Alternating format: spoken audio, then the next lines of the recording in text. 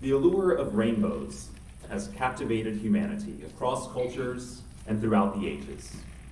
Appearing like a phantom in the sky, they have sparked wonder and amazement among both ancient and modern civilizations alike. There's something almost magical about the sudden appearance of a rainbow, with its vibrant arc of colors stretching across the sky, transforming the mundane into the extraordinary. Their transient beauty, visible only under the right conditions and for just a brief moment, makes each sighting feel special, a rare and precious gift from the heavens. Rainbows evoke a sense of childlike awe and curiosity, prompting us to pause and appreciate the marvels of the natural world.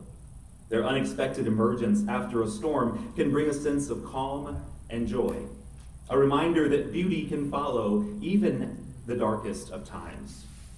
The fascination with rainbows is one that transcends boundaries, resonating with people of all ages and backgrounds. Whether seen as a sign of hope, a glimpse of paradise, or simply a beautiful natural phenomenon, rainbows have an enduring ability to captivate our hearts and minds. Throughout history, rainbows have been a source of inspiration for artists, poets, and dreamers. The British poet Lord Byron eloquently expressed the comforting and hopeful nature of rainbows in his writing, "Be thou the rainbow in the storms of life, the evening beam that smiles the clouds away and tints tomorrow with prophetic ray." And the great American poet Langston Hughes reminded us that rainbows don't appear without hardship. In a prayerful plea, he wrote, "O God of dust and rainbows, help us to see that without the dust, the rainbow would not be." And with her trademark blend of humor and grit, Dolly Parton once said, "The way I see it, if you want the rainbow, you gotta put up with the rain." Across diverse cultures and belief systems, rainbows hold profound symbolic meaning, reflecting humanity's spiritual aspirations and connection to the natural world. For Tibetan Buddhists, the rainbow isn't just a natural phenomenon, it's a manifestation of divine presence, a whisper from enlightened beings. In the Tibetan Buddhist perspective, the rainbow, or body of light, is a shimmering symbol of wisdom and compassion entwined. Turning our attention to the lands of the Maori, we discover Teferi Matea, a deity whose tears form the vivid ribbons of color that arch across the heavens. These rainbows, born of emotion and divine influence, serve as protective guides, lighting the way for travelers and affirming our ties to the spiritual realm. For the Cherokee people, each rainbow carries a sacred message, a reminder of our place within the cosmic dance of creation. According to Cherokee tradition, rainbows are more than a mere phenomenon. They are the footprints of the Great Spirit, guiding us along the path of life. Similarly, in Greek mythology, we encounter Iris, the divine messenger who travels upon a vibrant arc across the sky to carry messages from the gods to humanity.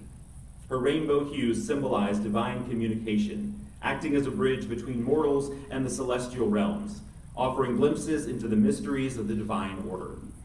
Across these diverse cultures and mythologies, the rainbow emerges as a universal symbol, transcending boundaries of time and place.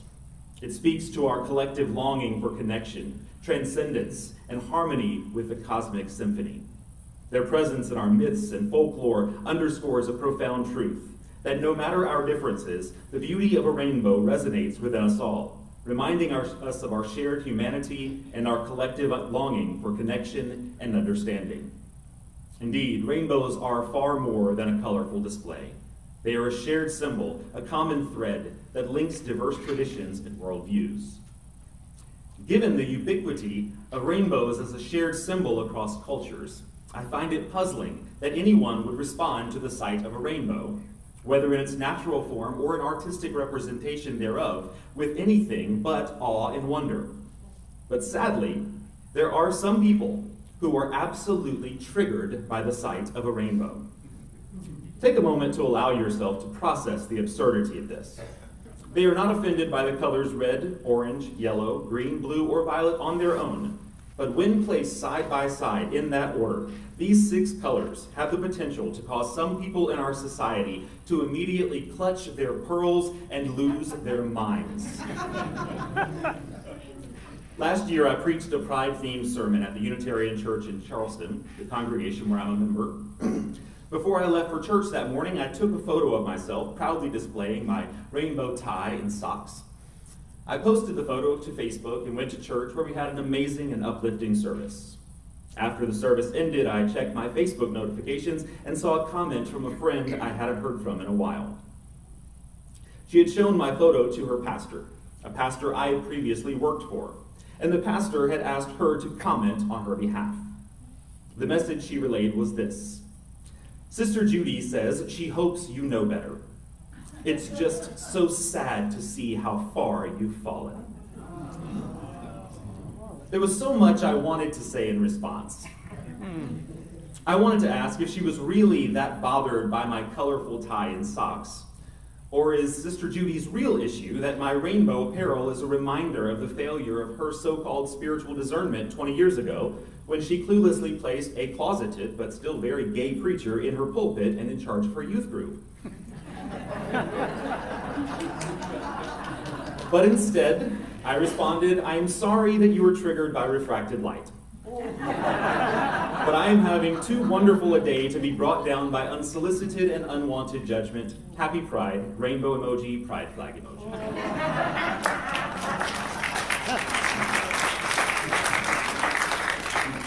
Even more baffling than the idea that people actually take offense to a spectrum of color is the belief that, held by some, that they alone have the right to decide what a rainbow symbolizes.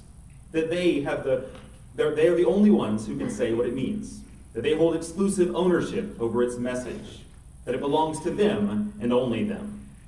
I recently came across the Reclaim the Rainbow movement. Groups like the Ezra Institute, who argue with full-throated confidence that the rainbow must be taken back from the LGBTQ community. They say we've twisted it, misused it, stolen something sacred from them. Long before I read these ridiculous ideas from the internet, from groups like the Ezra Institute, I encountered them firsthand. Back in 2009, I attended the National Equality March in Washington, D.C. Thousands of people gathered to demand dignity, rights, and recognition. To say in one collective voice, we deserve to be seen. And as the rally came to an end, a rainbow appeared in the sky. A full arc, vivid, brilliant, undeniable. I snapped a photo and posted it online, marveling at the timing. It felt holy, like heaven itself was showing up in support. But within minutes of posting the photo, someone chimed in, commenting that this is not what the rainbow symbolizes. "It is God's promise to never destroy the earth by water again," she barked at me in all capital letters. As if that settled it. As if the rainbow could only ever mean one thing. As if she and her church had the final word on what God's promises look like. But here's the truth. Rainbows are refracted light. We learned this in 4th grade. Light enters a raindrop, which acts as a prism and refracts the light, separating it into its component colors. I do not deny that the rainbow is a meaningful symbol to Christians, both real Christians and bigots who wear the label Christian. But ultimately, it is refracted light. Any meaning we attribute to it as a symbol is entirely in the eye of the beholder. You don't get to have a monopoly on refracted light, nor do you have the right to dictate what it means to me. Rainbows belong to no one and to everyone simultaneously. They are a universal gift, a shared symbol open to myriad interpretations. We can find in them whatever meaning speaks to us, from divine presence to the promise of hope. And if I am deciding what the rainbow means to me, and to be clear, I do get to decide this for myself.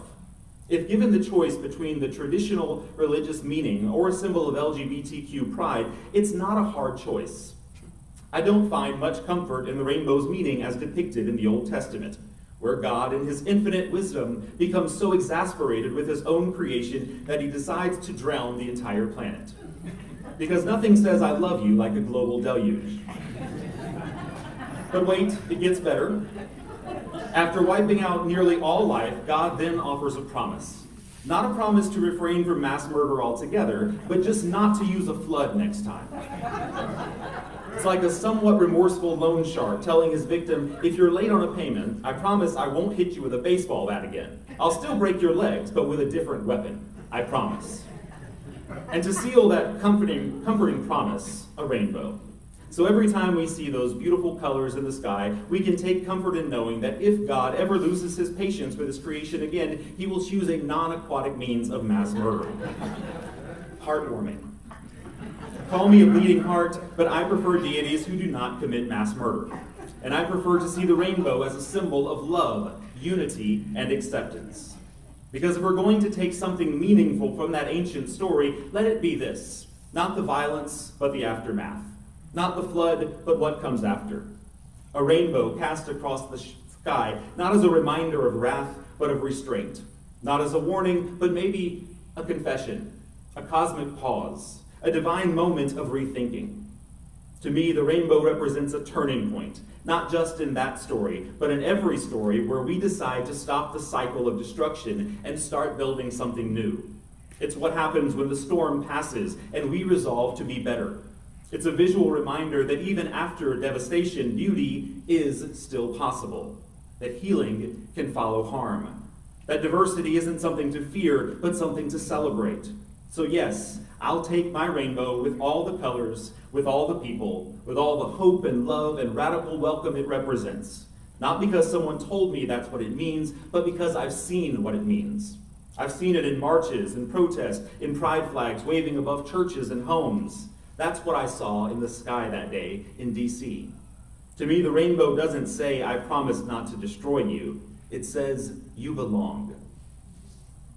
In the final chapter of her autobiography, entitled Dust Tracks on a Road, Zora Neale Hurston reflects on her life's journey, writing, well, that is the way things stand up to now. I can look back and see sharp shadows, highlights, and smudgy in-betweens. I have been in sorrow's kitchen and licked out all the pots. Then I have stood on the peaky mountain, wrapped in rainbows. As Hurston looks back over her life's journey, she masterfully contrasts the hardships and triumphs she's experienced. She has been in the heat of life's kitchen, where she watched as sorrow combined the ingredients of life's circumstances into a dish. Despite its bitterness, she says she has licked out the pots, thoroughly enduring and savoring all the sorrows life has to offer, down to the very last bit. Hurston has done more than just survive hardship. She has consumed and processed her suffering. Then, nourished by the sustenance of sorrow, she climbs to the peak of the mountain where she stands wrapped in rainbows. When I read these words, I cannot help but think of my own coming out experience. For me, coming out was not a spontaneous decision, but one that was thoughtfully planned over the course of almost a year. In addition to the typical challenges associated with coming out, concerns about the reactions of family and friends, I was faced with the reality that coming out meant losing my family, my home, and my career, which was the only means I had at the time of supporting my family. So I set a coming out date and began to make preparations, financial and otherwise. As the date approached, I began looking for work. Other than preaching, the only work experience I had was being a Walmart cashier and a server at Shoney's. Living in Charleston, a tourist city, I opted to pursue work in the food and beverage industry. But I quickly learned that the 6 months I had waited tables at Shoney's in high school did not qualify me to serve in most downtown Charleston restaurants. I had 2 interviews. My first interview was at a fine dining restaurant in downtown Charleston. They took one look at my resume and kindly let me know that I was not ready for fine dining. I felt a little better about my second interview at Vickery's, a trendy downtown restaurant where I'd eaten many times. During the interview, the assistant manager took one look at my resume and asked why a Pentecostal preacher wanted to wait tables. I explained that I was resigning my church and hoped to find work as a server until I finished my degree. With a concerned look in her eyes, she said to me, "To be honest, I'm not sure you'll fit in here. We have a lot of customers who live alternative lifestyles." Realizing that I was about to blow this interview, I crossed my legs in the gayest way possible and said to her, "The reason I am leaving the ministry is I have no problem with the alternative lifestyle." She abruptly excused herself, and when she returned, she asked when I could start. I learned later that she had rushed upstairs to tell the general manager that she was interviewing a gay Pentecostal preacher who's coming out of the closet. He responded, "That is so Vickery's, you have to hire him." I started work there the morning after I resigned my church and officially came out. The next evening, some of the other gay servers invited me to go to Club Pantheon for the Friday night drag show. After the show, when the stage was open for drunken dancing to techno music, I slowly began to realize something. Not only were the other gay servers dancing around me, but the straight servers, both male and female, as well as the general manager and both assistant managers, the bussers, a dishwasher, and a cook. They were all on the dance floor with us. Was it the custom for the entire crew of Victories to dance at a gay club to bad techno music on Friday nights? No, it was not. But they saw what that night meant. They saw a man who had spent years in sorrow's kitchen, who had licked out every pot, who had tasted the bitterness served up by a church and society that told him to experience God's love, he had to deny love to himself. And yet, by swallowing every bitter bite, he had grown strong. They saw someone who by that strength had climbed his own mountain, not untouched by sorrow, but transformed by it. And they were there. They saw where I stood, and they showed up to bear witness, to celebrate, to baptize me in love and acceptance. They were there to wrap me in rainbows. Thank you.